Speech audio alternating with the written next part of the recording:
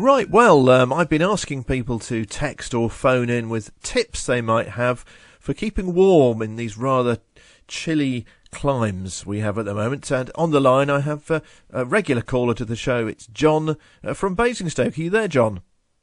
I am indeed, Mark. Tea and nuts. Pardon? Helps keep you warm during the winter. And it's not very warm here in Basingstoke, where I come from. Of course, I'm John Ashe with an E from Basingstoke. And I'm using here a nice cup of Ashe tea, still in the pot, ready to be poured, and nuts. My trademark, isn't it? Sweet nuts, sweet tea, Martin. Not at this point at this minute. So you're using... there we are. Right. You're eating nuts. Nuts. What kind of nuts are you eating, John? Well, they're mixed nuts with fruit. So, these are the product of more than one country. Right. Peanuts, walnuts, cashew nuts, almond nuts, Brazil nuts. Now, it also says raisins, cranberry, and strangely enough, vegetable oil. And so it's mixed nuts and fruit. Okay. I can't taste the vegetable oil. No. Okay. So you could almost say it's mixed nuts, fruit, and veg. That's a full meal there, John. It is indeed a full meal, and it's very good for you. Yeah. So what's Nuts are good for you, fruit's good for you. I'm not sure about the vegetable oil, but it's there. Yeah. But it's the last thing on the list, so I don't suppose it's very much. Fair enough. Now, you mentioned also you're drinking tea, so... All right? Yep. Outside tea. Tea. No, keeping warm. Because it's very cold here in Basingstoke. Right. Above zero temperatures here. Above... Well, -1. Sorry, below zero, did you say? Below zero, -1. Well, it isn't actually at the moment. It was earlier on, but the sun's come up. It's above zero. But it sounds more dramatic to say above zero, doesn't it? So, tea is good for warming you up, I guess. A nice hot cup of tea. Do you put your hands around the pot? Absolutely. Do you put your hands around the pot? No, that would burn my hand. Okay. What you do is you put we call them hats in this area of the country. A what? But really, it's hat. You know, a hat that you put on your head. Okay. You don't put it on your... Well, you put a hat on your head, but you don't put this on your head, with this being a tea cozy. Okay. Most people call it a tea cozy. We call it a hat. But you can put a tea cozy on your head, but you look dark, of course. Well, now, here's the thing. I'm a bit of a Doctor Who fan, and Patrick Troughton, during the war, when he served in the war, he was served on the submarines. He would actually put a tea cozy on his head in the winter to keep his head warm. Is that so? Yes, so it can be worn as a hat. That's absolutely amazing. Yeah, it's absolutely amazing. I'm sure Patrick Troughton was Doctor Who when I was a young man, or a boy. Okay. Going back to the old keeping warm business, so you put your tea cozy or your hat on the pot, and then you presumably grasp the pot firmly with two hands, do you, and warm your hands up? You can do that in extreme circumstances. You can put it on your head when there's nobody to look. You know, it's rather nice then. You get a nice warm glow through the hair on top of the head. Yes. Right. So that's... I think I'm about to pour this tea now. Right. Nice cup of loose leaf Assam tea. Right. There we go. Ah, lovely. Colour of bovril. I love it. Describe how it tastes, John. Describe to our listeners. Well, just a moment. Just a minute. There we are. Gone through the strainer. The side. Right, here we are. Lovely, lovely. Oh, I don't have it the traditional Eastern style, you know, with a wedge of lemon. So I have it with milk. I don't have any sugar. Full-bodied. Yes. Tastes like strong tea, really. Okay. Full-bodied strong tea. Slightly milky, with not a hint of lemon. Right. Well, that's because you didn't put lemon in, I guess. Correct. Yes. I don't do that. I know that's supposed to be authentic, but it's not an authentic British cup of tea, is it? I mean, an authentic British cup of tea is with, well, really full-fat milk in a mug with a crack in it. Served by, you know, somebody with a cigarette in their mouth and the ash almost falling into your tea. That's traditional British tea. I'm not going to go that far. And presumably they're also either a plaster or a plumber. Yeah, they could be. Or more likely, a rather thin lady in her late 50s who says, "How are you, love?" That sort of thing. Really? What, with it, drinking out of a mug with a crack in it? I can't see that myself. No, serving it to you. Oh, okay. Yes, and if you asked for, say, a sausage sandwich, it would be that sort of puffy white bread as well, and you'd be looking at the sausage thinking, I'm not sure that's cooked. Then if you put a lot of ketchup on it, well, none of them does it. I mean, you can't really taste it. Well, I suppose you could still get salmonella, but at least you wouldn't be aware of where it came from. No, possibly not. Well, look, getting back into the subject at hand, John, keeping warm. So you've got your tea there. Anything else you can recommend to our listeners for keeping warm during these chilly times? Absolutely, and this is what I wanted to talk about, really. Right. When it gets extremely cold, and you don't really want to have the heating on, then what's the point in heating the whole house when you're just sitting in one room? So what you can do is get a hot water bottle. Now, I know traditionally those are used at night time, they put them in the bed, because they're a replacement for the old bedpan, you know, where you put the ashes from the fire in the brass pan, close the lid. Right. Got a big handle on, give it a whoosh through the bed sheets. Very effective. I remember my father doing that. Oh, right. And yeah, very effective. But went with the the chamber pot under the bed for other things, which we won't go into. No. Yes, so that was very effective. But of course, it was a bit smelly and potentially a bit dangerous. You know, if you forgot, if you were making a cup of tea at the same time, because you wanted to keep warm that way. And you thought, oh, kettle's boiling, and off you go. Make a cup of tea, come back, and you find the grubby hole in the bed because you burned a hole. So a hot water bottle was an innovation which retained the warmth, but obviated the risk of fire. Okay. So I'm not talking about beds, though. I'm talking about clothes. Right. So what you do is you make this... Pardon? I just said right.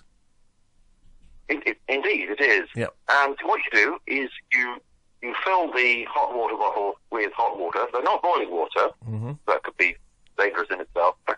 One thing I was taught by my aunt was that you put a little bit of cold water in the hot water bottle first, and then you pour the boiling water in. You're guaranteed that it's not boiling when it goes into the... Yeah, right.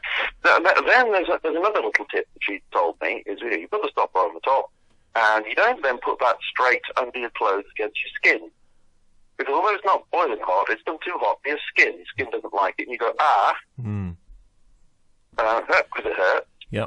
So what you need to do then is to put the hot water bottle inside some sort of furry enclosure. In its own jumper. Then you can stick it up your jumper. See? So literally you're wearing two jumpers? Well, so the hot water bottle is wearing two jumpers. That's right. Okay. I mean... you pick up your jumper, and then you're nice and warm around your tummy. And then a little bit later, when you don't feel quite so warm around your back, you shift it round to the back. Isn't that a bit of a faff, though? I can imagine sort of shifting it to have to undo your... Well, you don't have to undo your shirt, do you? But you have to sort of poke your hands up inside your jumper and move around. That's what I used to do, and you're right, it was a bit of a faff. But I've been as somebody of a scientific bent. I'm not saying... I use that word bent carefully. Right. Somebody of a scientific inclination, let's put it that way. Yeah. Yes, I devised something. You know that I used to be a scientist. I still am a scientist. I was a quantity surveyor. I've told you that, haven't I, Mark? You certainly have told us on the show before, John, that you were indeed a quantity surveyor. Right. Okay. So I use some of the skill set that I developed during that time. And what I do is I attach a piece of string to the water bottle, and then when I need to move its position, I just hook on the string and, Bob's your uncle. Right. So how does this... Okay, so you've got a piece of string... Right, so let me just visualise this. You've got a piece of string attached... Does it come up through one of your arm holes or something? No, it comes up through the neck hole. Right, so it comes up through the neck hole. Just the one piece of string, because it's still... I can sort of imagine you probably need another piece of string, don't you, to sort of manoeuvre it around? Or do you just use one piece of string or two? Possibly more? Two pieces of string. No. Well, I have experimented with different numbers and lengths of string. Yeah. The numbers of pieces and length of string. Yeah. And I have settled on two. It seems to work quite well. What you have is you have one piece of string attached to the bottom of the hot water bottle, and you have one piece of string attached to the top. And I'm being communicated to by a scaffolder. Just a moment. I think we've lost John. Hello. Hello, John? All done. Oh, superb. I'll just take one at a time. Thank you very much for doing that. Yeah, thank you. Brilliant. Bye. Bye-bye. All right there, John. Who was that then? Was that one of your tea drinking builders? Well, they were scaffolders. They were putting up some scaffolding because my wife has a project here. Don't ask me what it's about. She's going to put something on the roof. Well, she's not, but she's ordered something to put on the roof. I don't know what it is. I don't want to know. Okay. And so yes, well, they were they were a bit terse to start with. I have to say. Well, they looked at me like, "No, we're here." I'm thinking, "Okay, you're here, but who are you?" And then I realised that they were the scaffolders. I said, I said, would you like to have a cup of coffee? Right. Yes, please. And one of them said, yes, a cup of coffee and one. And I thought, what do you mean and one? So, and he also raised a finger. So I said, and one what? And he said, one sugar. And then I understood. So I said, and milk? Yes, milk. So, I mean, I didn't even know what and one meant. You might as well have given me the full story as well. I said, one and milk. Yeah. Anyway, yeah. So then that's what I made for them, and I put them in the thermos as well. So that was what I was collecting when I said at the door, I'll take them one at a time. Anyway, they finished. Very polite chaps. Good. They seem to have done the job nicely, as that my wife can put, or have put, whatever it is she wants to put on the roof tomorrow. Right. Well, look, perhaps you can ring us again and tell us what happened. Tell us what it was on the roof, because I think we're all intrigued to know what your wife could have put on the roof. Yes, we're all in this together, Mark. I'm intrigued as well. Okay, so when I find out what it is, I'll report back. You never asked, you haven't asked her? No, I won't ask her afterwards. I'll just have a look. Okay. I'll make no mention of it. We won't talk about such things. It costs money. I object to it in principle, but there we are. Right. Okay, well, okay, John, so, well, anyway, I kind of like your idea of the strings and the hot water bottle. That's good. So I suppose you can move it from your front to up round your back, all around your torso, I suppose, essentially. Exactly. You have to do it carefully, otherwise the string pulls against your skin and it can hurt. Yeah. The balance then between being cold and being hurt. Yes. But if you do it gently, and I do use rather soft string, it's quite acceptable, really. Okay. And I've become quite adept at it. Right. It takes me a few weeks each winter to do that. Okay. To become re-adept. Yeah. So I manage it. Relearn old skills, I suppose, in a way, isn't Exactly. You never forget. It's like cycling. You never forget entirely. Yeah. Well, it's not like cycling, really, in other ways. Not really, because you never have to relearn it, do you? Once you learned it, that's it. Well, I'm not sure. That's where I'm not sure that that's it. I do feel slightly rusty, and of course that's metaphorical. Human beings can't rust. But I do feel slightly rusty in a metaphorical sense, just for a few minutes, while I recapture, trigger. We trigger off they go. Okay. And we trigger those skills. They're there. Yeah. It's like memory and recall. You remember lots of things. We don't necessarily recall them all in. I used to have a block about the actor Donald Pleasant. Do you remember Donald Pleasant, Man with the Eyes? Yes. He was, I think he was Blofeld, wasn't he, in one of the James Bond films? He was. I think you're right, yes. Yes. Well, if you notice the thing about Donald Pleasant, he never blinks. Where if he blinks, you don't notice that he's blinking. And that was his trademark. But every time I wanted in polite conversation to say, oh, do you remember this actor who never blinked? And then I would pause and I would be able to remember the name. Huh. See, so I knew the name. It was a memory. It wasn't a memory problem. It was a recall problem. Okay. Then I developed a mnemonic, and I never, ever forget the name. I always do that. Now, it's exactly the same thing with cycling. You get on the bicycle, and you haven't ridden it for months on end, and you can't quite recall. You can remember. All your legs remember, but you can't recall exactly until you give it a good old push on the pedals, and then a few minutes later, bob's your uncle again. So what was the mnemonic about Donald Pleasance then? I don't remember. Right. Okay, so now just one last question about the hot water bottle. You've got your torso nicely warmed up. What about your legs and, dare I say it, your nether regions and your feet? Do you think, would you be able to sort of apply that process to your trousers? You can. Yes. Well, it depends on the circumstances. We have a selection of different water bottles belonging to different members of the family, even distant members of our family. And for some reason, they're kept here most of the time. I don't know why that is. Anyway, as a consequence, we have access to lots of different shapes, and also, water bottle jumpers as well. So I have one that I suppose is reminiscent of a ferret, really. A ferret? It's long. Yes, it's long, thin, but it holds quite a lot of water. Right. So that's very good for going up and down the legs. Okay. But you can, in extreme circumstances, you can have one that goes up and down the legs, ferret sort of one, and then you can have a more bulbous one for your torso, in which case you're dealing with 4 pieces of string and having to weep down. But it's okay. But again, I think you have to be a little bit, even more careful as the ferret moves from one leg to the other. Right. Okay. Across the aforementioned region. Well, that's fascinating, John. Fascinating. It is, isn't it? Tip there, yeah. Okay, so, why don't we have a record? Let's stick something on the virtual turntable here. Do you have a special request for us, John? Just moving the ferret. Right. Right. Well, it's in one place for too long. And you can, it doesn't burn, but it's uncomfortable. Yes, I thought there was a thing about trying to keep warm. A good thing, apart from having a cup of tea, a nice loose leaf of salmon tea, which I'm having at the moment,